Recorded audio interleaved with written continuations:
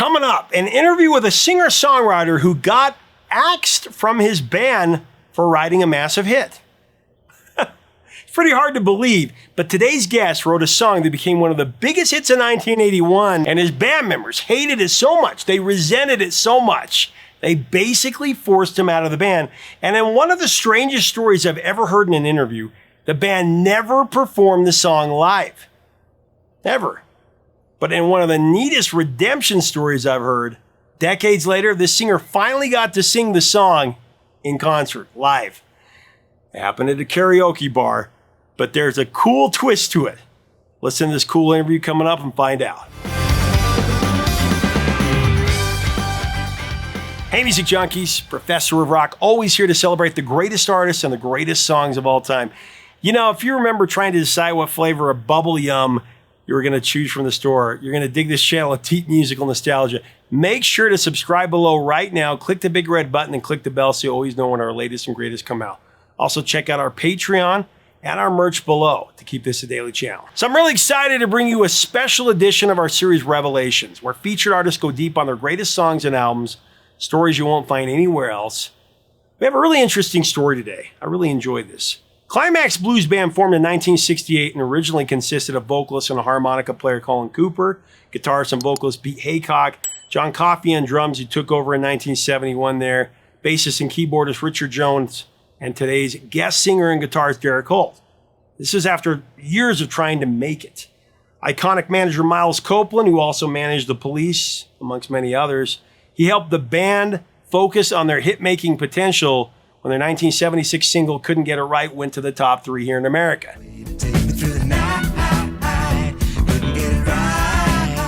4 years later, Derek Holt brought in a song that their producers were looking for hits, for their new album. And he just written the song for his wife. He did it in about an hour. He had a fully worked out demo. The powers that be listened to it, and it was a no doubt about it massive hit. They knew it. And they were exactly right.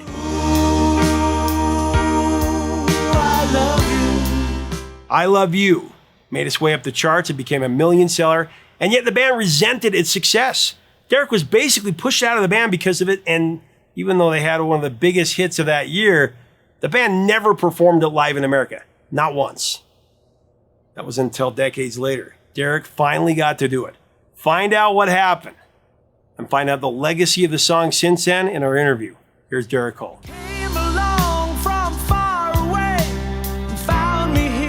You have this big international hit in 76 with Couldn't Get It Right. And, the band, they kept playing the game a bit, putting out singles. But the next 3 releases over 3 years, they didn't chart. They didn't go anywhere, especially in the U.S. But then you get into the 80s and you're working on material for Flying the Flag, band's 11th album, I believe. Was there renewed pressure to come up with another radio hit? Did you guys feel that pressure after Couldn't Get It Right? That's exactly what happened to us, because we'd signed a deal with Warner Brothers. It was a 4-album deal. And the first two albums, one we did in Air Montserrat, which was George Martin's studio, and we were the first band in there. And we did an album called Reel to Reel. Yeah, we did Shine On, Reel to Reel. And then we were going to go and do Flying the Flag. But we had a producer come over from LA. His name was John Ryan. He came to pre-produce the songs for Flying the Flag. We were in a rehearsal room, and he came over for a week to run through all the songs we were going to do. Basically, because Warner Brothers wanted us to have a producer. The previous 2 albums we did ourselves. We produced Couldn't Get It Right ourselves, and we thought, oh, we're all right, we can just produce ourselves. Couldn't get it right. Anyway, Warner Brothers sent John Ryan over, and he went through all the stuff. He said, I can't really hear anything. Bit like Miles, has anybody got any more songs? And I said, well, I've got one on a cassette. I said, but nobody else likes it. What song was that? I Love You. I was playing around, feeling down. it's interesting and sad at the same time, really, because as I said to you, that the guys in the band weren't really keen on it, just like, oh, it's a ballad, And anyway, John Ryan was adamant that he thought it sounded like it could be a hit.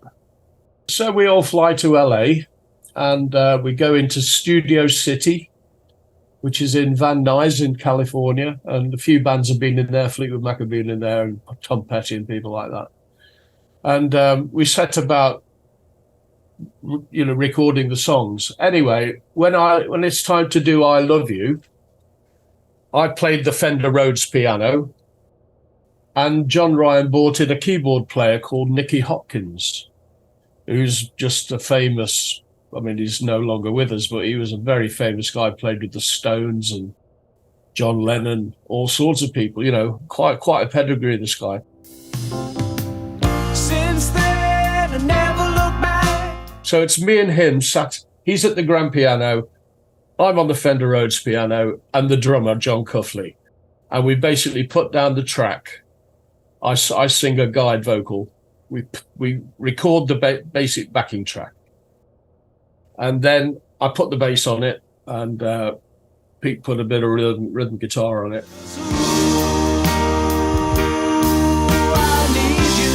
Then John Ryan decided, he said, I think this needs a 30-piece string orchestra. Right?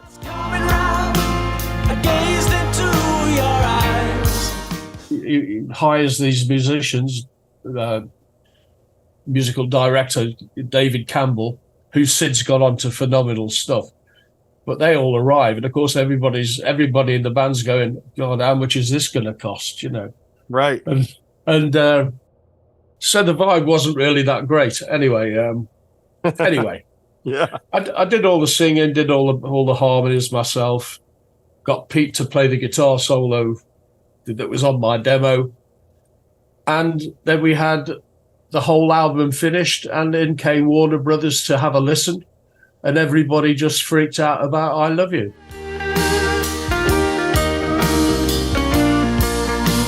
So they got right behind it, and suddenly I became like, the guy that wrote the song, right. But sadly, it all went sour with the band, which is so strange because the Beatles, the greatest band of all time, in my opinion, they wrote ballads. So did Pink Floyd. Like Paul McCartney wrote "Yesterday," and he wrote "Helter Skelter." So it's totally fun. What's wrong with the ballad? Oh, I believe in yesterday.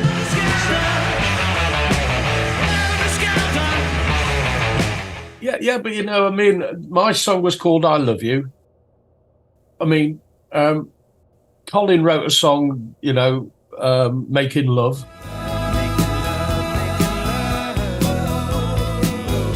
And Pete wrote something like "Nothing But Starlight." I see nothing but starlight.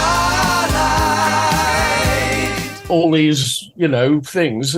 Mine just happened to be called "I Love You," and I happened to write it and be the lead singer of it. So that was just me.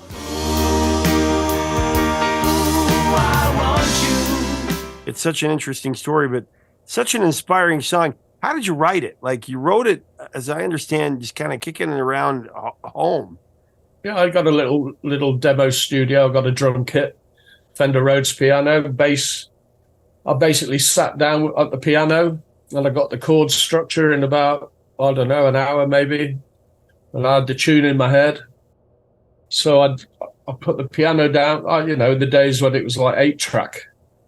8 reel to reel, and played the drums, put the bass on, did the harmonies, played the guitar solo, had the whole thing. Along and stole my heart when you entered my life.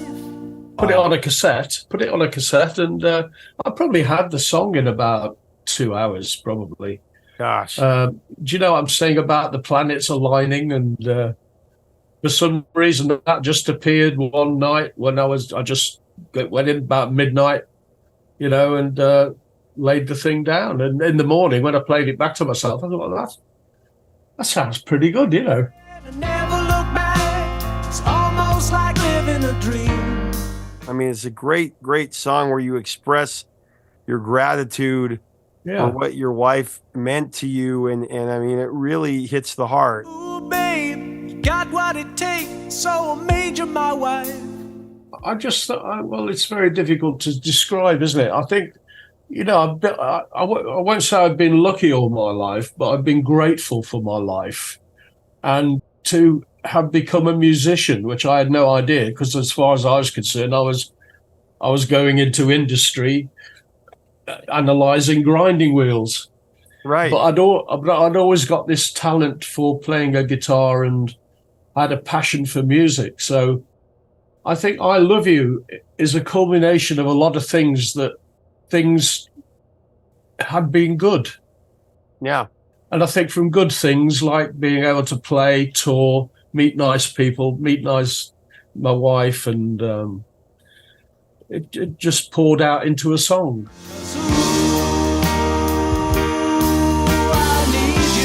It's a harmless song. You know, it's a positive song. It is. And, you know, as same again, I wish I could have written a few more like that, you know. As my head was coming round.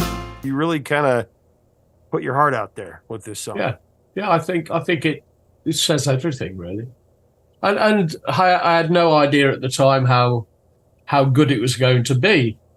You know, you just write. You continue to write. I still write songs. Not that anybody will ever hear them, but you still write with passion, you know, and passion and truth. I gazed into your eyes. So what did your wife think when you showed it to her? Yeah, just beautiful. I mean, I remember playing it to my parents were alive then. I remember playing it to my mother, and she was almost in tears.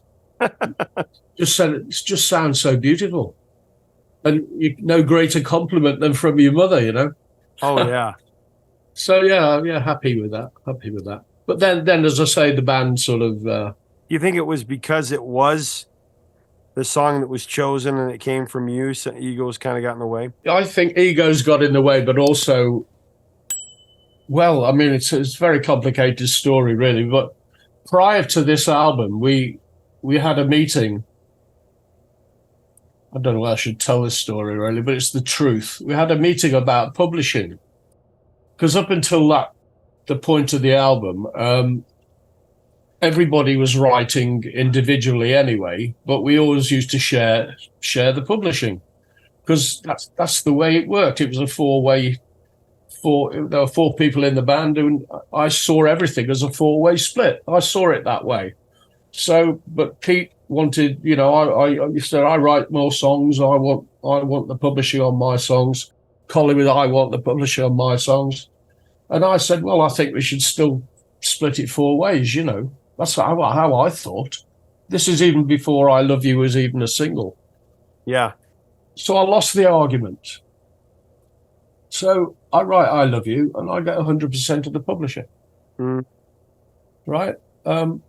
Well, plus 50% goes to the publisher. That's another story. So really, it started basically it backfired. And there was nothing I could do about it, because that's what they wanted. Mm-hmm. And then we had an American tour booked, and they pulled the American tour. I Love You was number 12 in the charts. They pulled the American tour. We went to Europe. Crazy.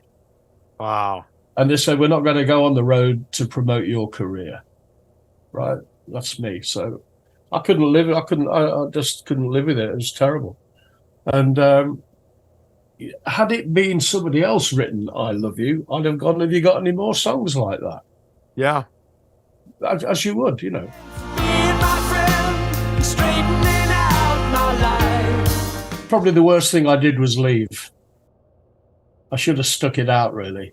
And then I think, but I just couldn't stand the pressure, and just wasn't a nice environment, you know. So I consequently paid for that, and you know, just went different ways.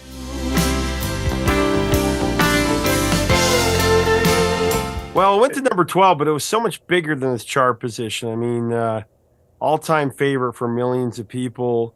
It could have gone all the way had we have toured. I think so, and it's deep meaning for placement in weddings and anniversaries and special events. It's definitely kept it alive. Like I said, my kids singing it the other day. It's just sad that this song could have been even more, because that was back when touring really did make a difference in pushing songs up the charts. Yeah, yeah.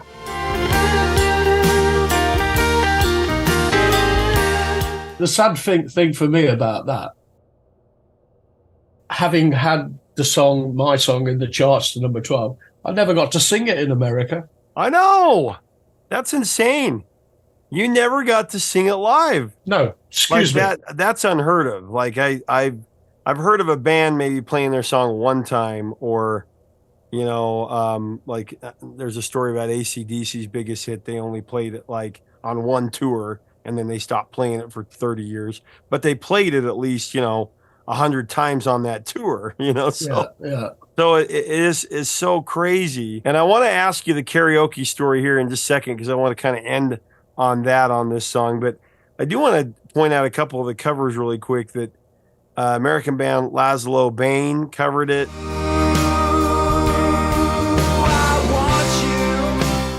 And 9 Days did it, and it was on the soundtrack for The New Guy.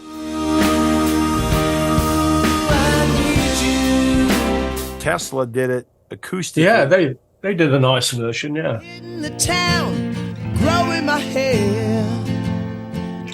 Two members of the H Factor, Pete Haycock and you are members. Yeah, Steve Hunter. Steve Hunter had been with Lou Reed and Alice Cooper. Yeah, Steve Hunter, exactly. And lovely guitarist as well, lovely. And that became an album for, it was a film soundtrack for, it was called The Wedding Band. Yeah. Which was a Miles Copeland production film. So he used all the songs on his publishing, and we just did covers of like Tempted, Squeeze, Tempted, and that. That was wonderful. Thank you. Wedding Band. And then it was featured in the Kevin Smith movie, Zack and Miri, at the very end of that. So it's been used in pop culture. I remember it was difficult to find for streaming for a while. I remember even right before streaming hit, people in MP3s, remember buying a Greatest Hits, Climax Blues Band, and it wasn't on the Greatest Hits album. I was like, what? Why is it? This is, was it, and arguably I thought it was their biggest hit. I mean, not in chart position, but it was just crazy. It was never released. It was only ever released in the USA.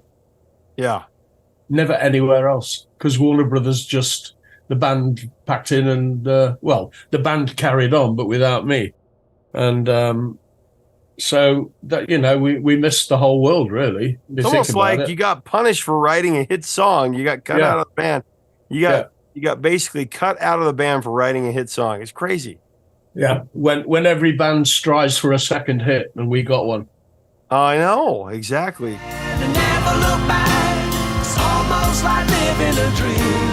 I gotta have you tell the POR community, Professor Rock community, about when you did get to perform it. This is such a great story.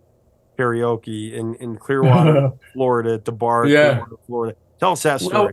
Yeah, we went. We had a holiday. We lived in the UK, but we decided we'd go to Clearwater in Florida and have 2 weeks down in Florida, beautiful, And we were speaking with somebody by the pool there, and we said, "Is there anywhere to go?" Because there wasn't a lot going on around there, to be honest.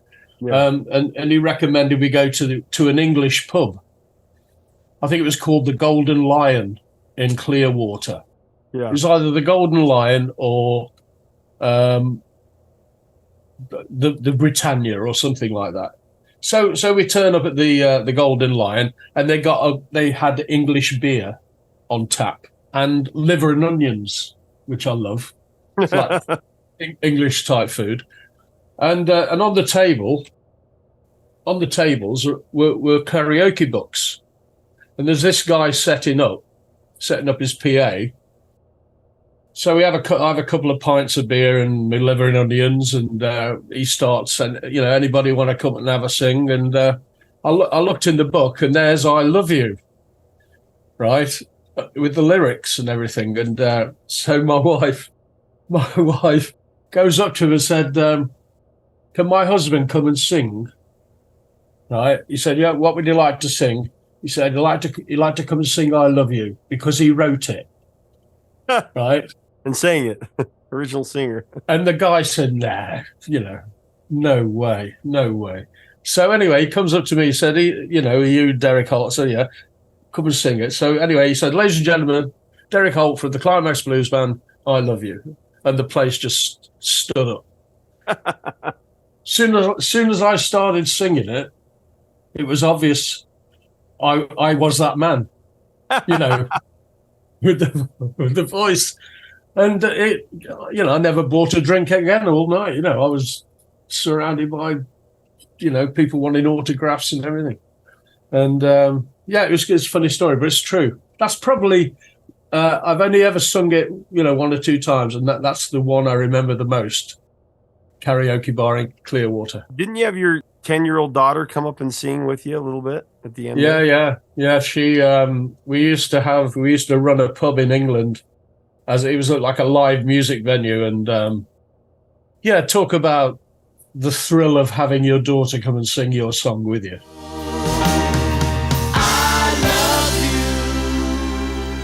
They wouldn't even put it on their greatest hits album. What the hell? Make sure to leave us a comment about this amazing song. What is your take? What is your memories of this song? This is one of those songs that you hear it and you're like, "Oh, I know this song." And you don't really maybe remember who sings it, but you know it. Let's have a great discussion. What a story. I love talking to these artists about the stories behind their songs. If you like our content, we invite you to subscribe below. We would love to have you. We celebrate music all the time, keeping it alive. Until next time, 3 chords and the truth, my friends.